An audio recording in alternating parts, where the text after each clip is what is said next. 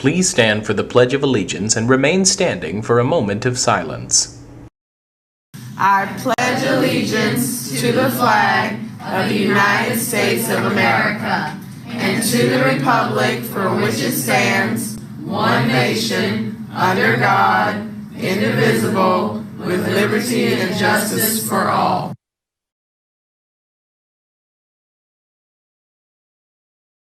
Thank you. You may be seated. Consequences of the vaping epidemic for one teenager. Surgeons at a Detroit hospital recently performed what's believed to be the first ever double lung transplant on a patient whose lungs were irreparably damaged due to vaping. The patient is just 17 years old. Doctors at Henry Ford Health System say he is slowly recovering. They're pleading with everyone to stop using e-cigarettes. Dean Reynolds has the story. This is an evil that I haven't faced before. In early October, this teenage athlete was transferred to the Henry Ford Hospital in Detroit after nearly a month of rapidly deteriorating health. His parents said he had been vaping. Our teenage patient would have faced certain death if it weren't for the lung transplant. Dr. Hassan Nami said the teen's lungs were extremely scarred and inflamed and contained multiple spots of dead tissue. He was in such bad condition that he shot to the top of a national transplant list where most patients spend months waiting for a donor. You had never seen lungs in that condition before? I've seen lungs in bad conditions, but this is by far the worst. Essentially, the lungs were completely non-functional. In before and after CAT scans released by the hospital, doctors point out that the patient's lungs look almost empty, with little room for oxygen.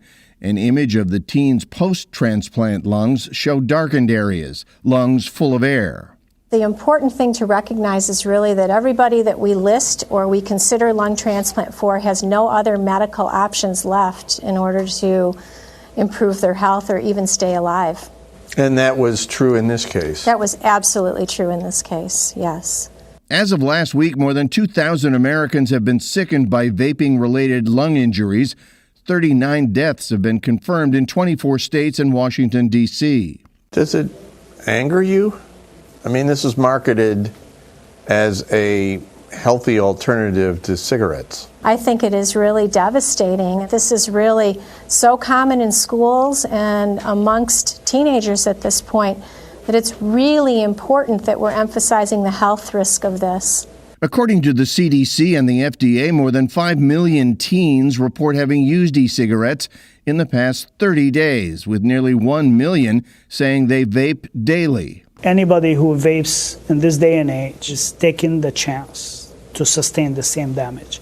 Are these lifelong effects on your lungs? We're looking at the tip of the iceberg. We don't really understand the magnitude, but as physicians, as healthcare providers, we feel that we have a tsunami coming and we need to prevent it from hurting our people. Well, if that doesn't make you want to stop vaping, at least maybe make you think about it a little bit. An evil we've never seen before. That's right. Very strong words.